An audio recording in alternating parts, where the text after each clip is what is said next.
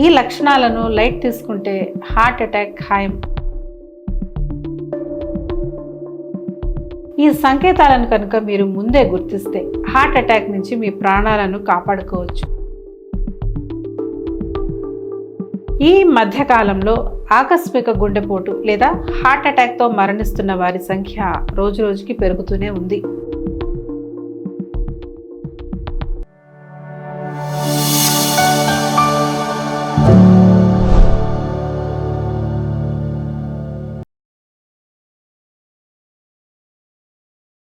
Heart attack వచ్చే ముందు మీ శరీరంలో ఈ సంకేతాలు కనిపిస్తాయి.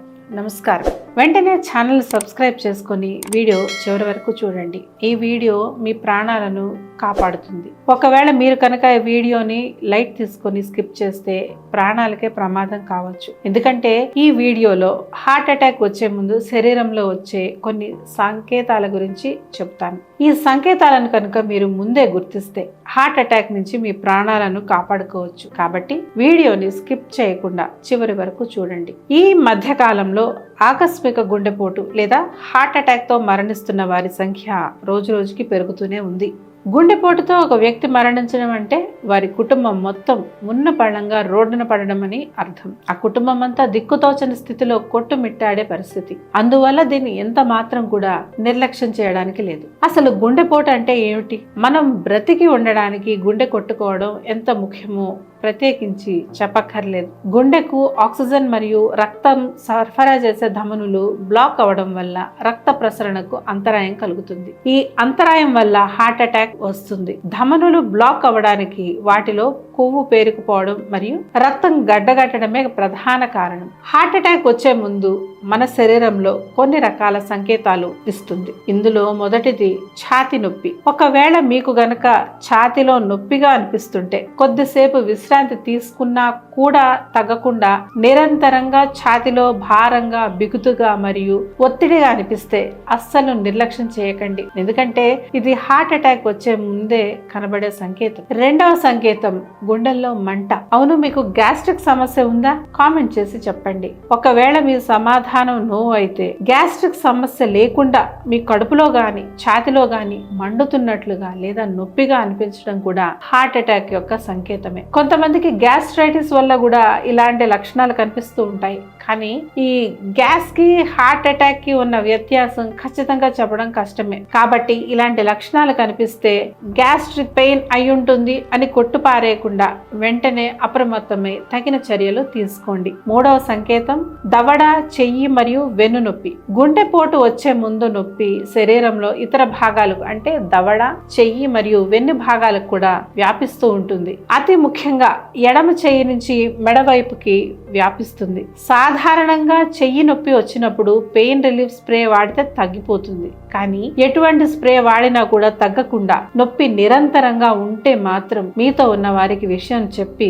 జాగ్రత్త పడండి. కొన్నిసార్లు మనం ఎక్కువగా పని చేసినప్పుడు లేదా ఎక్కువగా ఆలోచించినప్పుడు అలసటగా ఫీల్ అవుతాం. కానీ ఎటువంటి కారణం లేకుండా నిరంతరం అలసటగా అనిపిస్తే మాత్రం అప్రమత్తం అవ్వండి. ఎందుకంటే నిరంతరం అలసటగా ఉండడం కూడా హార్ట్ అటాక్ యొక్క సంకేతమే. రక్తాన్ని సరఫరా చేసే ధమనులు బ్లాక్ అవడం వల్ల గుండెపై ఒత్తిడి పెరుగుతుంది. ఈ ఒత్తిడి తరచూ అలసటగా ఉండడానికి కారణం అవుతుంది. ఇలాంటి విలువైన విషయాలతో మిమ్మల్ని ప్రమాదకరమైన జబ్బుల నుండి రక్షించడం కోసం చేసే వీడియోలు ప్రతిరోజు మా వాట్సాప్ ఛానల్లో అప్లోడ్ అవుతూనే ఉంటాయి. వాటిని ఫాలో అయ్యి మీ ఆరోగ్యం పట్ల మరింత అప్రమత్తంగా ఉండండి. ఐదవ సంకేతం ఉదయం పూట చెమటలు పట్టడం. ఉదయం పూట వర్కౌట్ చేసినప్పుడు చెమటలు పట్టడం సాధారణమే. దానికి పెద్దగా టెన్షన్ పడక్కర్లేదు. కానీ ఎటువంటి కారణం లేకుండా ఉదయం పూట విపరీతంగా చెమటలు పడుతుంటే గమనించాల్సిన విషయమే. ఎందుకంటే ఇలా అకారణంగా చెమటలు పట్టడం కూడా హార్ట్ అటాక్ యొక్క ముందస్తు సంకేతం కావచ్చు. అలాగే చలిలో కూడా చెమటలు పట్టే అవకాశం ఉంటుంది. ఇటువంటి లక్షణాలు గనుక మీరు గమనిస్తే దయచేసి నిర్లక్ష్యం చేయకండి. ఆరవ సంకేతం గుండె దడ. గుండె దడ అంటే గుండె పరిగెత్తుతున్నట్టు లేదా ఎక్కువగా కొట్టుకుంటున్నట్లుగా అనిపిస్తుంది.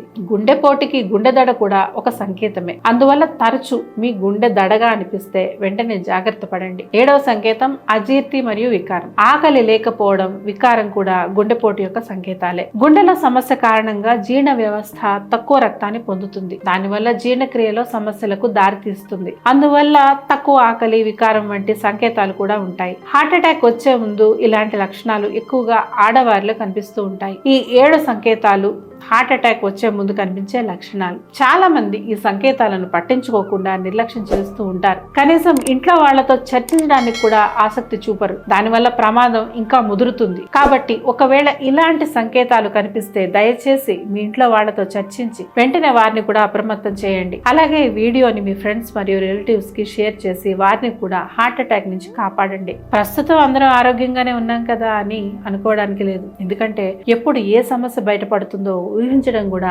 అసాధ్యమే ఈ రోజుల్లో. వీడియో ప్రారంభంలో చెప్పినట్టు హార్ట్ అటాక్ యొక్క ప్రధాన కారణం గుండెకి రక్తం సరఫరా చేసే ధమనులు బ్లాక్ అవ్వడం. ఈ ధమనులు బ్లాక్ అవ్వకుండా చూసుకోవడం మన చేతుల్లోనే ఉంటుంది. ఆ నివారణ చర్యలు తీసుకుంటే మనం ఈ సమస్య బారిన పడకుండా ఉండొచ్చు. గుండెపోటుని నివారించడానికి మీరు చేయాల్సిన మొట్టమొదటి పని ఆహారం. మనం తీసుకునే ఆహారంలో కొవ్వు పదార్థాలు ఎక్కువగా లేకుండా చూసుకోవాలి. ఎందుకంటే ఈ కొవ్వు ధమనుల్లో పేరుకుపోయి గుండె యొక్క రక్త ప్రసరణకు ఆటంకం కలిగించవచ్చు. గుండెపోటు నివారించడానికి చేయాల్సిన 2వ పని వ్యాయామం. ఆరోగ్యంగా ఉండడానికి వ్యాయామం తప్పనిసరిగా చేయాలి. ముఖ్యంగా heart attack, diabetes, blood pressure వంటి సమస్యలను దూరంగా ఉంచడానికి క్రమం తప్పకుండా వ్యాయామం చేయాలి. వ్యాయామం చేయకపోతే అధిక బరువుకి కారణమవుతుంది. ఈ అధిక బరువు ప్రమాదకరమైన జబ్బులను కొని తెచ్చి పెడుతుంది. కాబట్టి ఇటువంటి సమస్యలకు దూరంగా ఉండాలనుకుంటే క్రమం తప్పకుండా వ్యాయామం చేయండి. గుండెపోటును నివారించడానికి మీరు చేయాల్సిన 3వ పని